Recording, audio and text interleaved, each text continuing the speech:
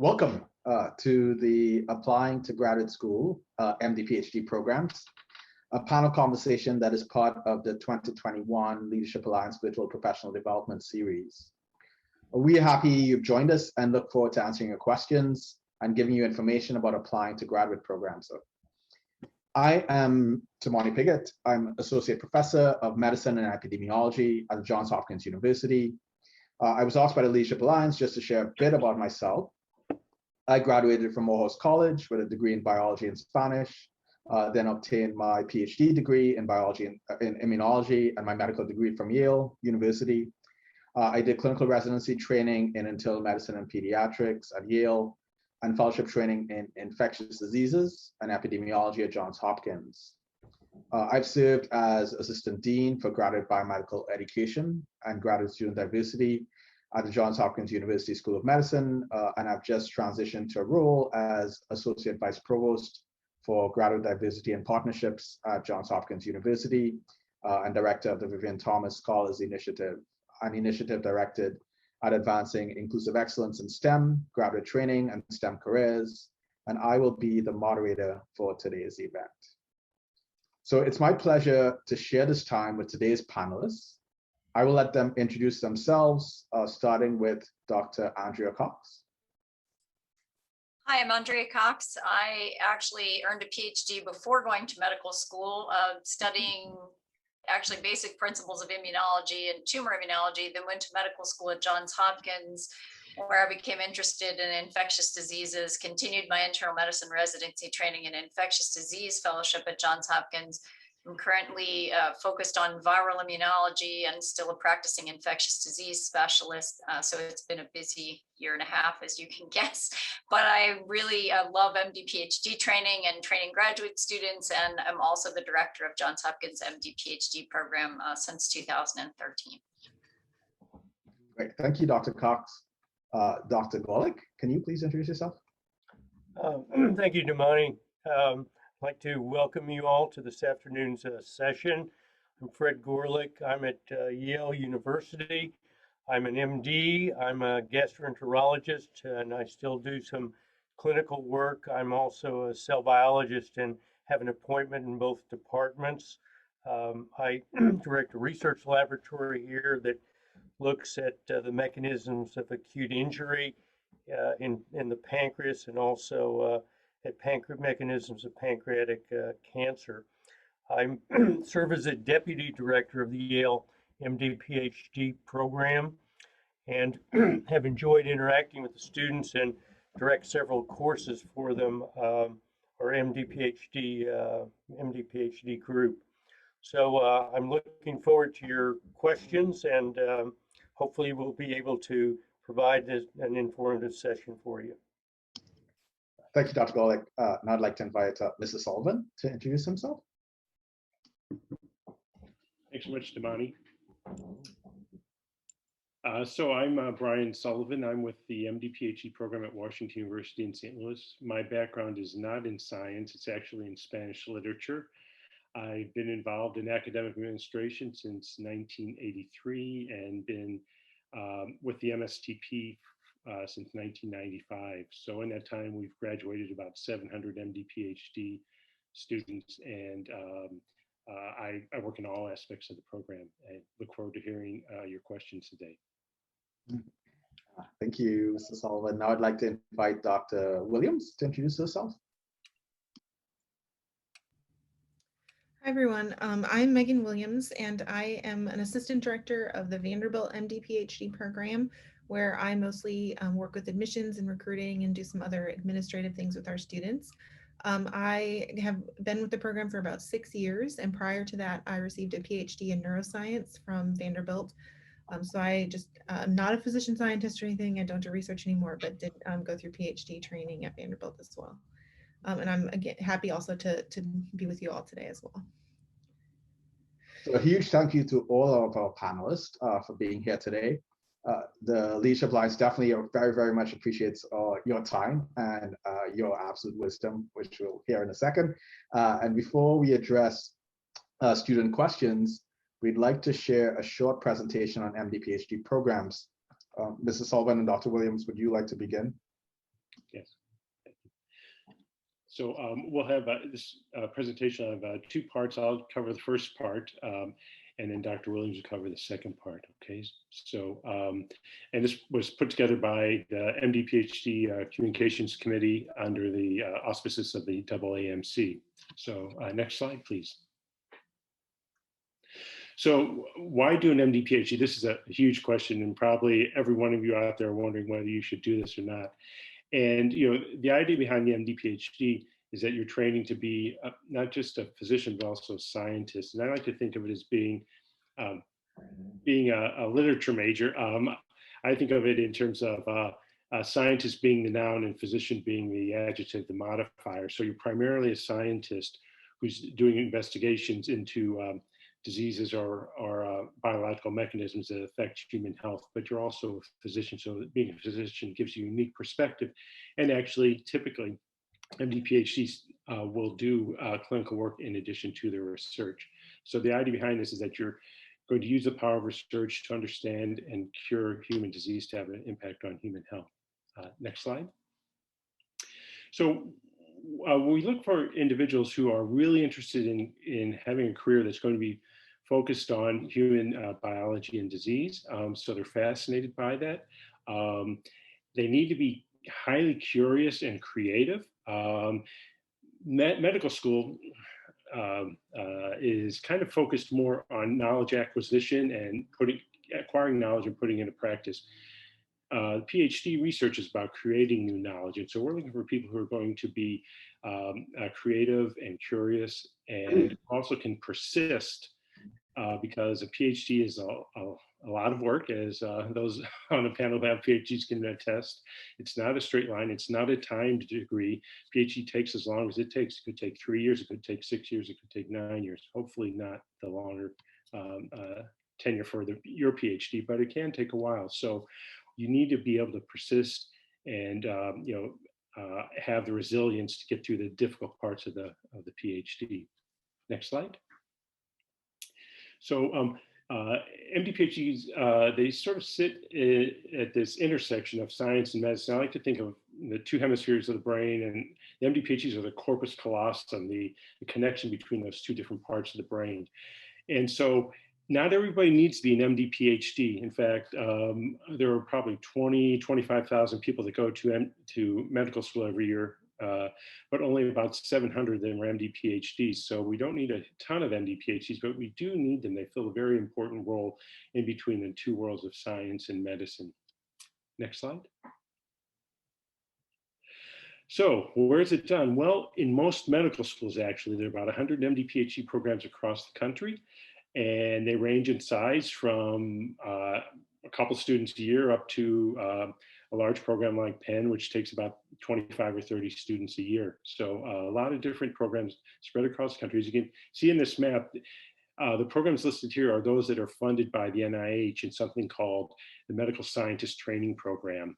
And that simply means that they're an MD-PhD that is currently receiving funding from the NIH. And so you see they're primarily on the coast and through the eastern part of the Midwest, but there are also a number in Texas, and I see there's one out there in Colorado, I guess in Denver. And all these programs offer financial support stipends, so you can live while you're going to school for 7 or 8 years, and they cover your tuition and health and things like that. The idea is we want you to get through these programs without taking on any additional debt, because we feel that debt is an impediment to pursuing a career in research. If you get out of medical school with $150,000 in debt, $200,000 in debt, it may be difficult for you to commit to a research career, which tends to pay less than an MD career. Next slide. So how are the programs set up? This is a very simplified diagram. You can think about it kind of like a sandwich, or maybe lasagna is a better idea. There are layers here. The first layer is the first year of the medical curriculum. And there you'll learn medicine. You will also have exposure to research as well, doing research rotations or have specific courses that are aimed for MD-PhDs. Then you may do some clinical training before the PhD or not, it depends on the school. But then you start the PhD, and you might have some clinical exposure during then, but you also may have coursework that relates to medicine as well. So you think about it in terms of intensity. So first phase, you're intensely in medical school, but you have PhD accoutrements. And then while you're in the middle, you're doing mostly PhD work, but you may have medicine exposure as well. And then when you come back at the end, you finish up medical school, and you may also be doing research or writing up papers or doing things like that. So we integrate the two curricula. So it's not just, Dr. Cox talked about how she approached it, and she did her PhD first and then did an MD later. So those are two discrete units, and the MD-PhD is not like that. So you are involved in an integrated curriculum. So by doing this, you're able to save some time. The average time for an MD-PhD is between 8 and 8.5 years. The average time for PhD alone in this country now is over 6 years. So if you did a PhD and an MD separate, it would be about 10 years total. So you're able to gain some time by doing the MD-PhD in an integrated approach like this.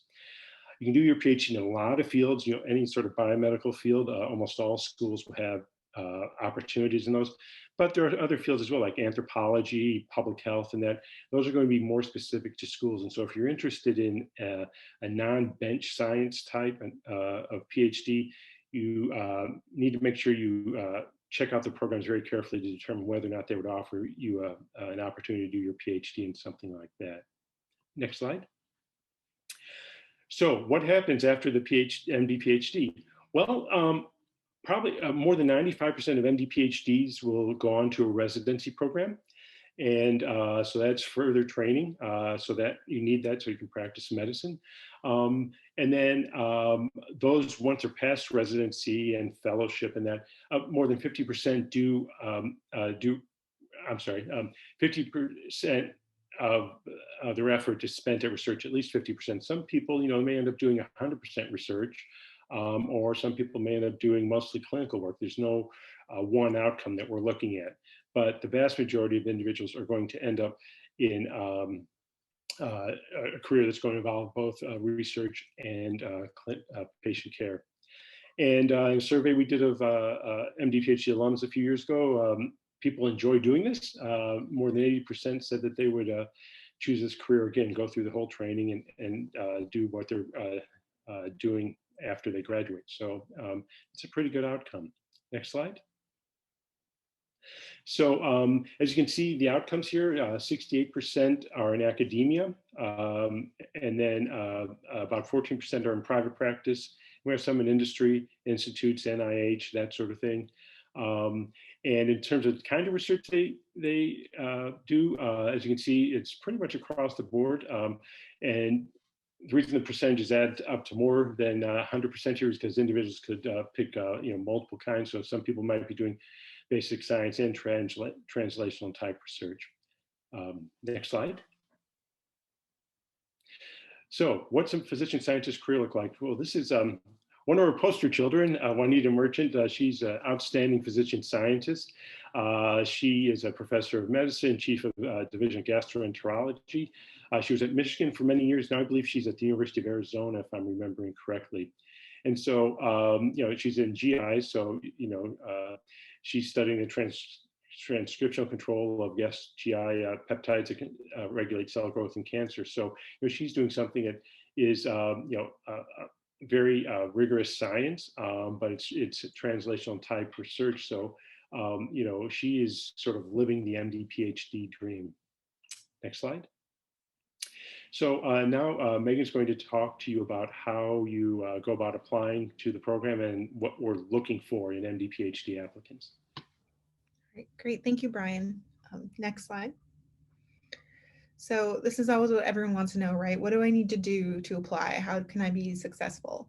I think one point that we really like to make is that programs definitely use a holistic review process. We consider all of these aspects of your application, and one thing isn't necessarily more important than the other. They're all features and factors that we consider. And so to go through a few of those, one really important feature is, what your commitment to the career path. Why do you want to be a physician scientist? Why is this the career that you think is right for you? And how is this the path versus maybe a PhD or an MD? Why is this what you're choosing to pursue? And that you understand what that might look like and some of the challenges and what that career is going to involve. We also need you to have research experience, and we'll talk a bit more on the next slide about what that might look like for you and what we look for there. But that's certainly one of the most important aspects that we'll consider. We need you to have experience in caring for others. So you're not only going to get a PhD, but you're going to get an MD and go to medical school. So we need you to know that you want to have the career of a physician, that you enjoy working with patients.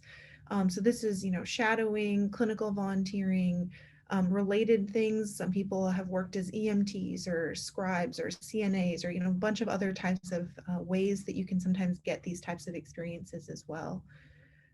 We also are going to look at academics. So this is going to include your MCAT and your GPA, the coursework that you've done.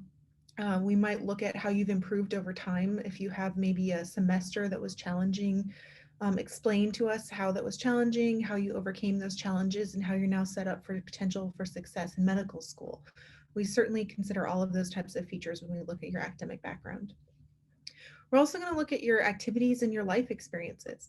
We want well-rounded people. We want students who are going to come to our programs and be involved in our programs and be future leaders in medicine and science. And so we're going to look at the things that you've done in your extracurricular activities, the types of background that you have. We realize that sometimes if you have to work a full-time job to support yourself or your family, you might have less or different types of experiences listed on your application than someone who didn't have to do that. If you were a student athlete, that's going to take a lot of your time. So that might look different than someone who wasn't. We want people who are involved in things that they're passionate and excited about. There's not one right activity to pursue. It's really about what you think you want to do, about what your interests are, and about who you are as a person. And then we're going to look through your essays and your recommendation letters to learn about you. Do you have characteristics that we think will make you successful, like integrity and maturity, persistence, as we've talked about? Do you have those types of characteristics that really help people succeed in this training program and career pathway? So we'll consider all of these things, as I mentioned, in review holistically. The next slide, please. And so, as I mentioned, research. People always want to know, how much research do I have? What's the magic number? And I think the answer, unfortunately, is that there isn't one, right? So for everybody, this is going to look different. Some people get involved in research really early on, and some people kind of think they're not going to like research and they don't do it till maybe their junior or senior year, and then they're like, oh my gosh, what was I doing? I missed out on this great experience, and now I don't have enough research experience, right? So usually this will end up being multiple summer programs. It might end up being research that you've done in undergraduate where you're part-time, throughout the school year. Maybe you've done that for 2 years or 3 years. You've maybe done a senior research thesis, which can be really great because you're really involved in developing your project and seeing it through, and often have to defend that to a committee. So that can be a really great experience. Sometimes people don't have the opportunity to pursue the kind of research experience that they need in undergrad. And when we say the kind that you need, what do you need this for? You need this to be sure that a career in research is what you want. That is, one of the primary goals, is that you've convinced yourself, and then you convince us that you have experience to make an informed decision that this research-focused career is the right career for you. So some people have plenty of those experiences in undergrad. They're ready to apply directly after they complete their undergraduate, and matriculate, I guess, after they complete their undergraduate. And some people didn't get that experience, and they don't feel like they really know that this is what they want to do. And so they need to take a bit more time to pursue that. And that's where you might decide to take a year or two of full-time research experience or post-bac. It's most common for MD-PhD applicants to have spent any time off engaged in pretty significant research experience if they take some time off. Oh, it's not required to take a gap year. I think we want to make sure we make that point. As I mentioned, some people are ready to apply and they've gotten research experience, they've taken their coursework, they've gotten their ducks in a row to apply to med school and MD-PhD programs, and they don't need to take a gap year. I think, one other thing I wanted to mention about kind of this slide and the last slide, The common question right now is, well, there's been COVID, so I have virtual research and didn't get the shadowing that I thought that I, would hope to get. And we certainly understand that. And so we will definitely be, evaluating applicants perhaps a bit differently this cycle and next year, because we know that you didn't have maybe the experiences you had before, but we will look at what have you done during that time? Where have you taken advantage of the opportunities that you may have been given, like virtual research experiences, virtual opportunities to learn more about research, the careers of a physician or a physician scientist, and taken advantage really of the types of things that were available. And we'll think outside the box with you a little bit as you explain those types of things in your application. All right, next slide, please. So what do the numbers look like for applicants and students? So in this past year, we have nationally, there's about 5,500 MD-PhD trainees. So it's not a huge group, which can be really nice because you actually meet people across your years and programs that will become your future colleagues and get to know them really well, which is really nice. In the application cycle, from the people who would have matriculated last summer, we don't quite have this data for this summer and fall's classes. There were about 1,800 MD-PhD applicants, and that's compared to more than 50,000 straight MD applicants. So it's definitely a smaller application pool, smaller groups of trainees. And so that also can allow us to review applications a bit differently as well. Typically, on average, about 14 applications were submitted per applicant. And then about 700 of those 1,800 applicants ended up matriculating to MD-PhD programs. So that's a little bit over a third of the applicants who ultimately matriculated. And this is quite comparable to the number of people who matriculate into medical school out of their application pool. I think we often have the impression that those numbers are way more competitive for MD-PhD programs, but actually that percentage of people who matriculate is quite similar. 51% of last year's matriculants were women, which is great. We've seen this number gradually increase over the years and get closer to the 50%, which we've achieved. And so that's really awesome. And then we've also got about 13% of our students in our programs, or who matriculated last year, who belong to groups that are underrepresented in medicine. And then there's another group of students who might belong to multiple racial or ethnicity categories. And so some of those might also be from underrepresented groups as well. The way that our data has been reported, we can't quite tease that out, but I think in the future, we are going to get data that's a little more accurate in that. Another point here is that certainly, 13, even if we add some extra percent of underrepresented students, is not representative of perhaps the population that our programs are serving, or the population of the areas that we're in. And so we certainly have work that we can do and that we are doing and working on within these programs to increase and have hopefully more students from underrepresented backgrounds that matriculate into our programs. Next slide, please. So again, another one of those questions that everyone asks: what do I need to get for my MCAT? What does my GPA need to be? So this will just show you again the people who entered last year, and this can vary somewhat from year to year. You can see that the mean of the matriculants is a little bit higher than the mean of the applicant pool. And you should definitely look at those means if you're interested in applying. But we also want you to look at the ranges, because we think that gives a more representative view of what our programs look like. You can see that those ranges of people who matriculated are much broader and have much lower kind of ends of the range than what the mean or average might represent. And so we just want you to take away from this that just because you are below the mean doesn't mean that you have no chance of getting into programs. As I mentioned earlier, we look at all of these aspects of your application, and we'll consider a lot of features in terms of your potential for success in our programs. And so it's okay to sometimes have numbers that aren't at those means, and still many people get in that have numbers that are lower than that. Next slide, please. So a bit about the timeline. So if you are planning to matriculate next summer, you probably should have submitted your application, or should really soon. So this is kind of what this process can look like. Preparing to apply can take 2 to 3 years. So you need to take coursework for pre-medical coursework. You need to have research experience. You need to have those clinical exposures, and also participate in these experiences that we talked about, the things that you like to do, extracurriculars, those types of things. And oftentimes that takes you multiple years to get all those experiences and decide that this is what you want to do. So we'd hope that, like I said earlier, even if COVID has interrupted some of your plans, hopefully you've had opportunities to pursue some other experiences as well.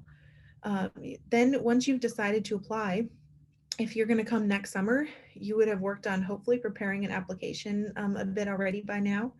And then sometime in the summer, you would apply to programs. And then usually in the fall, there are interviews.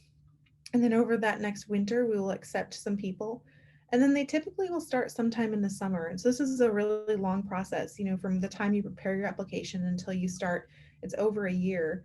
And so we're all, you know, you're all tired and we're all tired, and we're really excited when our new students get to start. So ours just started 2 weeks ago. I'm sure that's happening at all of our programs across the country. And it's really fun to get to see everybody here after this whole application process. Next slide, please. And so you think right now, you know, I know you're probably focused on what do I have to do to get in, right? But then someday you will apply and you will get in, and then you'll get into multiple programs. And so you'll have this choice of what program do you want to attend. And there's a lot of factors that you might want to consider.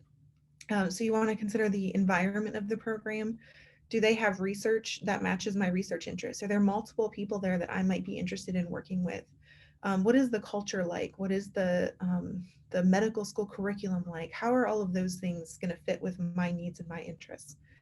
You also want to think about the students and the types of professional development activities and different things that the programs do to help train their students. We all have a variety of different experiences that our students will go through to help them grow as a physician scientist. And so you want to make sure that those types of programming and community involvement and all of that matches with the type of training that you want from a program. And then look at what their alumni are doing. Do their alumni have the types of careers that you think you want, that you think you're interested in? We also put location here because you are going to be here for 7, 8, 9 years maybe, and you want to make sure that this is a place, a city that you're going to enjoy living in. A lot of life happens during those times. We have students that get married and have children, things that you might not even think about when you're applying necessarily, but over that time period, those things certainly happen. And so you want to be sure that this is a place that you want to be for that amount of time. And then also, you know, what are students doing in terms of inclusion and those types of aspects? Is this a place you feel that you'll belong and be supported during your training? Because that's important as well. And different students might feel like different environments, you know, are better fits for them, and that's okay. We all have, you know, people that come to our programs because it's a good fit for mutually, and that works out perfectly. Next slide, please. So this is just some more information. We'll answer a lot of your questions hopefully here in a little bit, but just some great websites. The AAMC has a lot of info on why you'd want to do this, on applying. So if you just Google AAMC MD-PhD, you'll get there. That's a great website. Definitely just ask people questions. NIH has more resources. But then there's also all of these people like everyone in this panel, mentors in your undergraduate institutions, mentors in summer research program institutions, people who are MD-PhDs, students in these programs. We all want to help, you know, prospective students decide if this is the path for them, and if they decide it is the path for them, how is it that it's going to work best for you to get there? And so feel free to reach out and ask questions. Don't feel like you can't go to these types of people for advice. So I think that's all of our presentation, and we'll move on to the panel discussion. Great. Thank you for that. I know that it covers much of the territory that come with the questions and domains that were already here. But just let's dig a little deeper into some of these pieces. And so I think I'll start with the considerations on deciding on choosing an MD-PhD. So there's a question actually well, there are a couple of questions on this. So there's one in the Q&A that talks about applying the cycle, really struggling to decide whether I want to apply MD or MD-PhD. I love medicine and research, but I can't decide if an MD-PhD program is for me. I'd like to be a physician who does research, not a researcher who practices medicine, at least for now. Do you have any suggestions? And then just to keep in that domain as well, there is also the question of, well, MD professionals can still do research without having a PhD. what are the reasons for why students also work towards receiving a PhD, right? How to decide, again, what is to do to pursue an MD or MD-PhD. And then the flip side of that, just to combine it all together, I've always considered doing a clinical psychology PhD rather than an MD-PhD. What are some of the benefits of an MD-PhD that a PhD cannot provide? I know they were all the similar teams, so I figured I would connect them all together. So the question is MD-PhD versus MD, MD-PhD versus PhD, and thoughts about trying to sort of reflect and try to make those kinds of decisions. So I would say, and of course the other panelists should weigh in, but I think that no matter how research oriented a medical school or residency training program is, the primary purpose of a medical training experience is to train you to be a great clinician. The primary purpose of a PhD program is to train people to ask and answer questions, research questions. So I do think if you want a really important, impactful scientific career, it can be helpful to get specific training designed to help you plan and execute research. There are stellar physicians who do phenomenal research without having officially undergone that training. There is a subset of physicians who do that kind of work who make an effort to get training while at other stages of their career.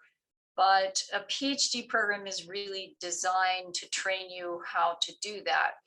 I think similarly, if you want to actually take care of patients, then clearly an MD is necessary. And the reason and that sounds kind of obvious, but I think there are PhD programs that really help people to do incredibly important medically relevant research. But if you actually want to see patients yourself, you really obviously need medical training, and that medical training can certainly influence the types of questions people ask, as was pointed out. And lastly, I'll just say the reason we ask that people get some clinical exposure, and one of the things that should affect whether you choose to do an MD PhD instead of a PhD, even if you plan to do mostly research, medical school involves appropriately a lot of clinical training. And if you will not enjoy that because you don't really enjoy what you've seen in your medical exposure experiences, then it's probably unwise to pursue an MD PhD or an MD for that matter.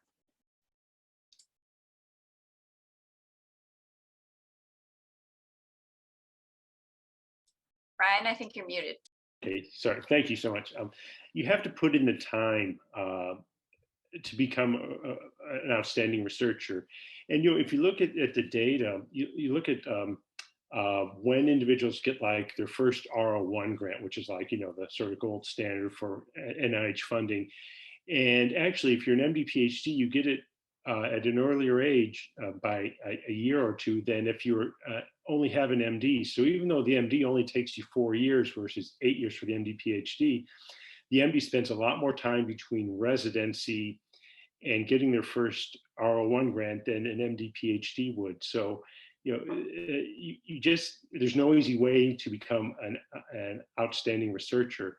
And I guess the advantage of the MD PhD would be that you are supported, your tuition's paid, and you have a stipend through that period of time. So even though you're longer in that initial training phase, the fact is you're going to get to the end. If your endpoint is to become an R01 funded researcher, you're going to get there a little bit quicker than if you were an MD PhD versus an MD. And the other piece is that if you look, this data is probably about 5 or 6 years old, but the tenure rate for MD PhDs versus straight MDs is about 2.5 times higher. So, if your goal is to become a tenured faculty member, MD PhDs are much more likely to do that in academic medical centers than MDs are. Great. Maybe, Lonnie, I could make one more comment. And I think to emphasize what Dr. Cox said initially, I think you're really, with an MD PhD, you're educated in 2 distinct disciplines, and they're complementary, and it's a unique educational experience. You're trained in a way that virtually no one else in biomedical science is trained. And you understand medicine, but you're you're trained in a very rigorous way to do research.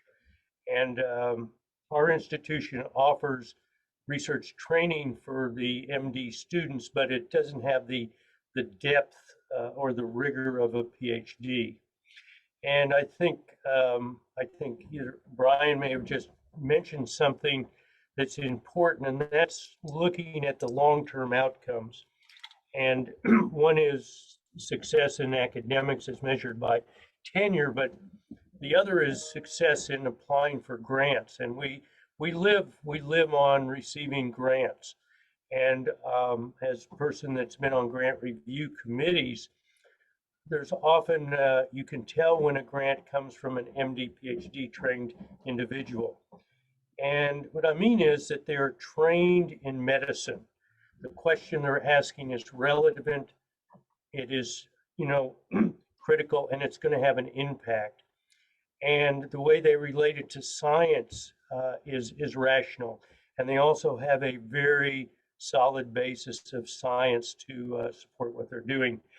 And you see that kind of strong relationship less often with individuals that, say, have a PhD, that wish to do medically related research, or people just trained in medicine who wish to do basic science.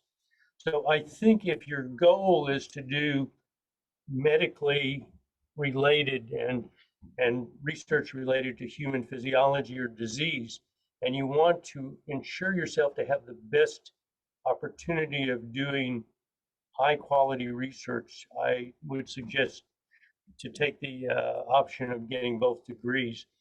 There was one other question, I think, Damani, you'd mentioned that was in that list that I just wanted to speak to. And there is an opportunity in many institutions to join an MD, PhD program after you've matriculated in medical school. I wouldn't rely on that as a mechanism to get in, because it's just very few, at least at Yale, to get access that way, maybe one a year, but it is an option, and it usually needs to be done, at least at Yale, within the first year or two. Another option, and it's not the topic of discussion today, but there is, I think, growing interest and activity in programs where one obtains their PhD after you finish your clinical training as part of a fellowship. So it's the reverse of what I think Dr. Cox did, but it's similar to what I did many years ago. And there's not too many institutions that support this, but there's a growing number. And Howard Hughes Institute has a specific grant that they started about 3 years ago just to support people that are getting a PhD at the end of their clinical training. Great. So I'm going to go to a little bit of a specific question now around, I think I'm going to move a little bit into the admissions domains of things. And so one question is, do you need to have publications to be considered for an MD PhD? Dr. Cox? So I think everyone on this call has tried hard to squash the myth that you need publications, including we hear sometimes you need a first author publication to be competitive for an MD PhD program. That is not correct. We want, as Dr. Williams outlined in the presentation, people who've had substantial research experiences. Those of us who do research know that even years of substantial research experience does not result in a publication necessarily, and that is not the metric used. So I think knowing that what research is like, that you find it super exciting and that it is the right thing for you, we are seeking applications from people who demonstrate that, and it does not require a publication. Thanks, Dr. Cox. And so I'm going to go a little bit to the Q&A. So for the current cycle, how detrimental is it for someone who's submitting their application a bit late, July, and taking the MCAT in July as well, relative to, I'm assuming this is relative to applying this cycle to MD PhDs? I'll say, early is always good. We like early, but July is not too late at all. I'll tell you, in my program, about close to 80% of the applications are complete by the end of August. And so that's, so by the time the first football game starts at your college or whatever, you should probably have the application in, I think. Even though our application deadline is not till the end of October, but if 80% are in, we're reviewing those and committing an interview slots to those people already. So it's just something to be aware of. And can you do your PhD program in a non-science field? Example, psychology or English?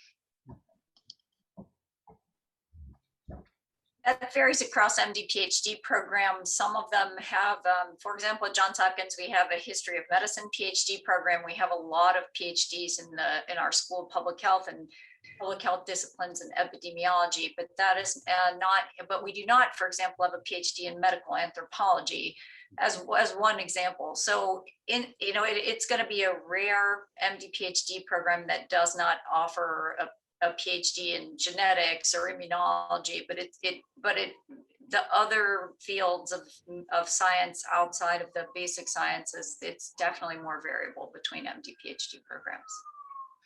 And for a resource on that, Dr. Williams mentioned earlier, the AAMC website, they have a specific section for MD-PhDs in non-traditional, science areas. So you should definitely check that out. Right. So is there usually one MD-PhD application, or do you apply to MD and PhD programs separately? Answer that. So there is one application. Usually you just apply through AMCAS, the same application system that the medical schools use, but then you indicate that you're applying to MD-PhD programs. And most of the time you kind of indicate the areas you're interested in for your PhD, but at most schools you're not applying into a specific PhD program. There's usually flexibility to explore some interest and change your mind. But usually students have a sense of what type of research you're interested in, and there are some check boxes where you'll check what type of research you think you want to do. But it's all through the AMCAS application that medical schools use. Great, great. So the next question is two questions. How do you evaluate maturity, and what do you consider wet lab experience?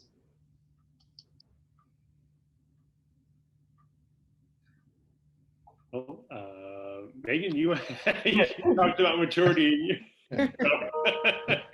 Sure. I mean, I guess for us, a lot of this, I kind of tie it to, do you know what you're getting into? Are you kind of approaching the reasons for why you're wanting to do this? We evaluate that a lot. And some people don't have a very, let's say, mature view of that. They kind of are a bit maybe naive about what MD-PhD means. And so you should certainly take a lot of time to learn about it. These types of panels are really helpful. There's a lot of information about this online, read about it, figure out what this career path looks like and what the challenges and the pros and cons are, and make sure that's what you want. Because if we definitely will hear our committees, make comments about a student who didn't really seem to understand maybe what they thought that they were getting into. So I think that's a lot of where that can come across for us. Another just point is that in your interviewing, we used to say from the time you set foot, off the plane and get back on, although these days it's virtual. So maybe when you turn on Zoom and turn it off, you're interviewing that whole time. And, you want to just be sure that you're behaving in a manner that represents yourself well.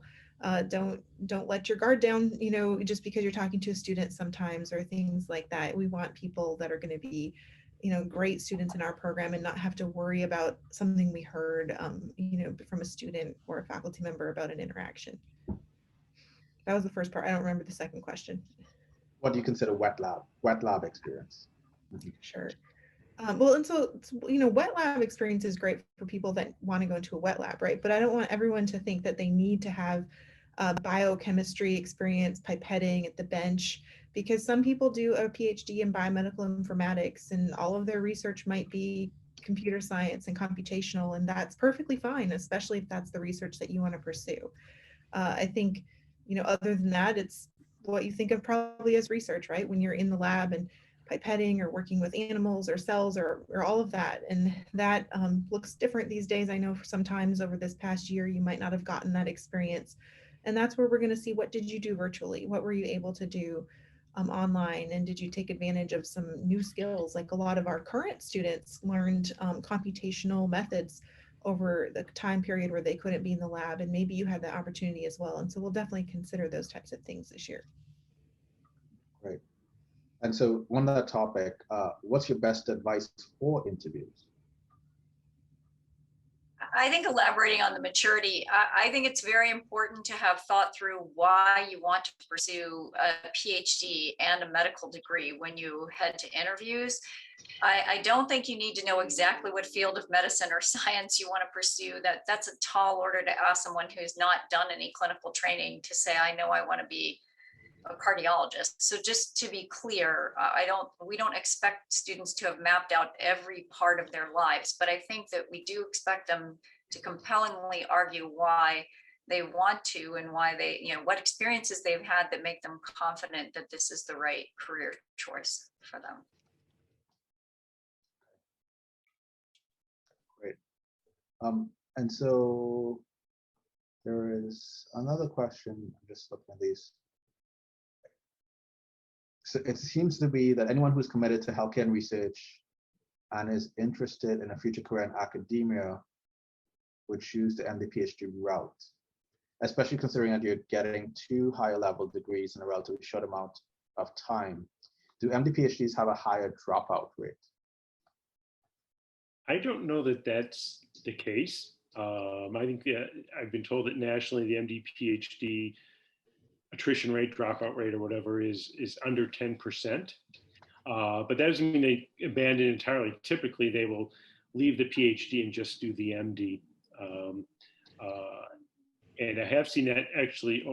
I've been doing this for 28 years, and so I've seen that dropout rate actually decline over time. I think as students became, maybe through panels like this, I don't know, people became aware more what they're getting themselves into. And it's interesting. Dr. Williams put up the slide, 700 people joined MD-PhD programs last year. There were an additional 100 people who got into MD-PhD programs but turned it down to do MD only. And so I think through this whole process, through going around interviewing at different schools, talking to more MD-PhD students and people actually, physician scientists in practice, they came to realize while they could do MD-PhD, it really wasn't for them, and they're going to do MD only. So I think that there's more information out there, and people are, they're showing maturity and saying, I, even though I could do this, I don't want to do it. And I'll find a different way to satisfy that research itch that I have. I think people are most successful. I mean, everyone on this panel would agree when they're pursuing the things in which they're most interested. So I think it is not the right reason to say, I think I want a career in academics, so I'll get an MD PhD because that will help me with my career in academics. And conversely, I want to say that there are a lot of roles in society for physician scientists outside of academic medicine, and many of the leaders in other fields like biotech, big pharma, they are also physician scientists. So I do want to mention that there are other important careers for physician scientists. Right. So there's a question. I've been attending the graduate school recruitment events here. That's for the Leadership Alliance. And many of the schools and programs sound similar on the surface. How do I narrow down programs to apply to? I can comment on that. I think one of them, one of the panelists pointed out already, different programs really have different areas of expertise. And I think Dr. Cox mentioned that her institution is, has a great public health program there, United States, but they don't have an anthropology program. So I think one of the guidelines should be to really have some understanding of what you're interested in, hopefully passionate about, and really see if that institution can match your interest. Because they're not all the same. They're not all the same. And I would say, don't just pick one researcher at an institution like the world's expert on whatever, COVID or HIV, and say, oh, I want to work with her, and so I'm going to, that's the school I'm going to apply to, because you really need to look for a community of strength in that area, because you're not just going to learn from one faculty member, your mentor, your PI. It's a community of scientists, both faculty, postdocs, other graduate students that are going to be instrumental in your education. So it's important that they have broad strength in the area that you think you're interested in. Great. And so what kind of training or experiences do you recommend to pursue during a gap year? The big R, research. Yeah, and I think we recently talked, actually, thanks in part to great surveys of MD-PhD program directors and students, we've realized that there's a lot more pursuit of gap year than I think either the students or the MD-PhD program directors would like. So to be clear, if you have robust research experiences throughout undergraduate school, you may not benefit in terms of your application, may not be more competitive with an additional year or two of gap research. So I do think it's important to talk to your advisors and your mentors, but in contrast, it was mentioned if you basically decided in your summer between your junior and senior year that research might be the right thing for you, but you've had limited research experience, I think then a gap year is a good opportunity to explore really further this question of whether research is the right thing for you. And I think a gap year can give you time, and there are some programs that help with exposure to clinical opportunities as well as research to help you know whether MD or MD-PhD or PhD is the right choice. So I think a gap year should be done not as a default, but thoughtfully with a plan to gain more experience in an area where you feel that you don't have sufficient experience, or to give you additional information to help make a decision about the programs that are right for you. One thing that we'll hear sometimes, sorry, about gap years is there are like master's programs that you can do, but you have to often pay for those, and people say, should I do that? I think that those aren't necessarily something you need to pursue unless perhaps you're trying to take additional coursework to maybe show your potential for success in medical school coursework if you struggled a bit maybe in undergrad. So maybe then you could consider something like a master's or a post-bac program that has coursework. Other than that, like Brian said, it's about research. So find yourself a research position at the NIH or at an institution like any of the ones represented here where you can do research and get paid to do research. And not have to pay for something during that experience. I might mention one other thing, and I'd be interested in the other panelists' perspectives. And when the undergrads asked me the question, how many research experiences should they have, I encourage them to focus their activities. And indeed, if they're in a successful environment, that they persist in that for several reasons. And one is that they can accumulate a body of work. They're going to have the opportunity to really understand it in depth. And the other is we look very carefully in an application at the letter of recommendation from the research mentor.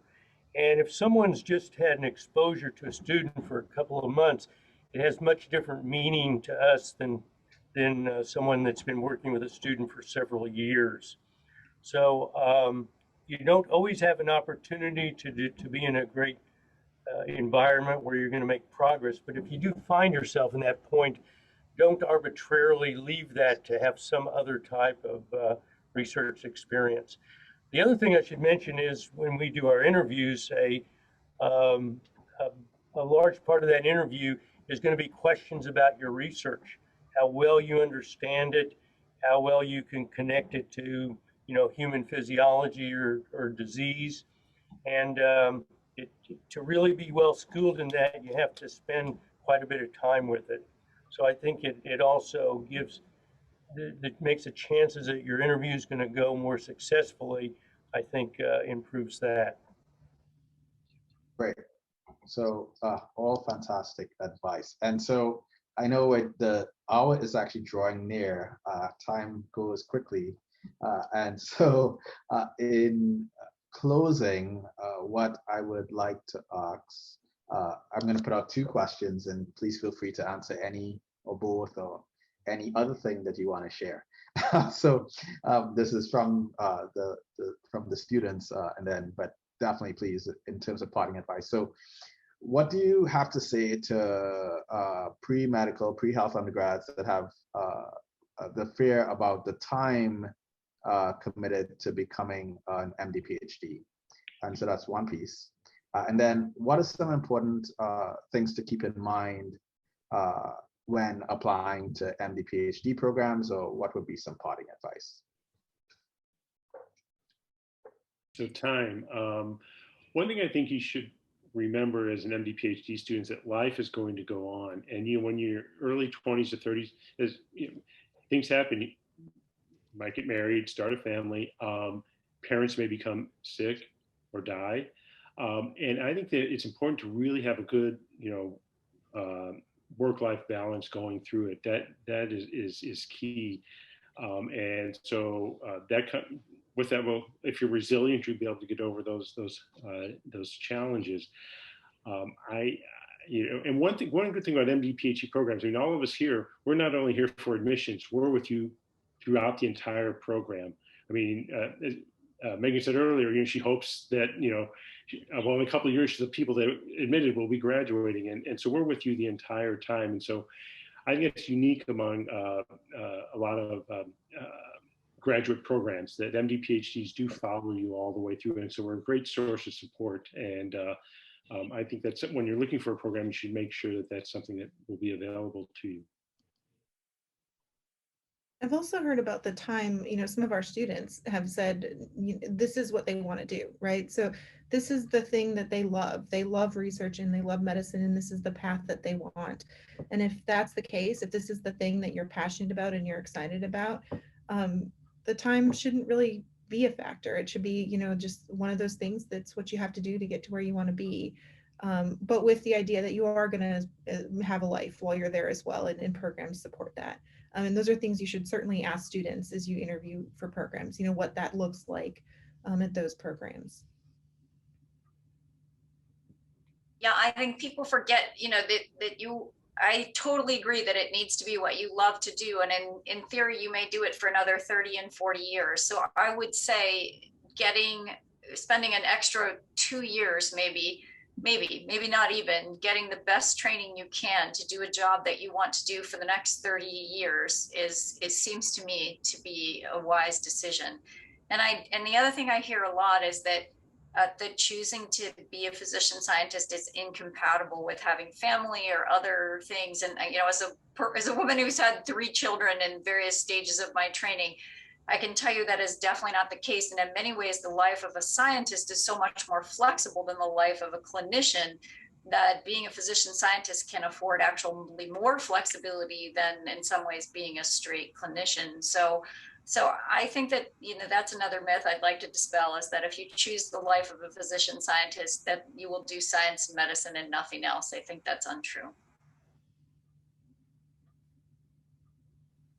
Dr. Gorlick, any parting words?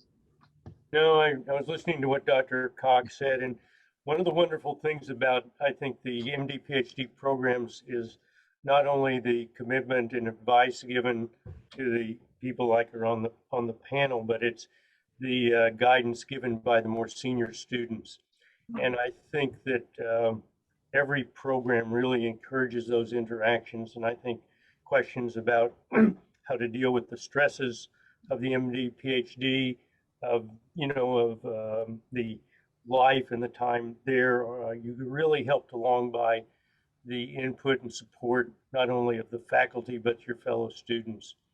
So it's possible. Many of us have done it, and as I said, as Dr. Cox said, it's something you're going to be doing the rest of your life, and you'll find out while you're doing it, I think, that you really love it, and it's not an extra couple of years. This is basically the start of your career.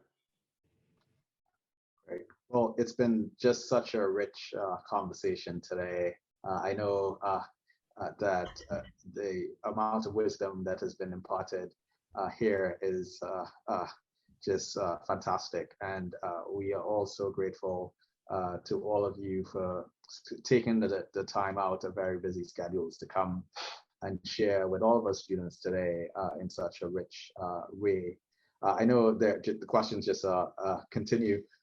That's just an indicative of how energized folks were around this. And I'm sure that for everyone out there, you should absolutely feel free to reach out to us with additional questions and anything, connections and so forth along your journey as you go along. But it's been rich, and just everyone, Dr. Cox, Dr. Williams, Mr. Sullivan, Dr. Gorlick, Thank you very much for everything for today. Thank you. Thank you for the great Thank you. questions. Yeah. Good luck, everyone. Thank you. Thank you. Thank you.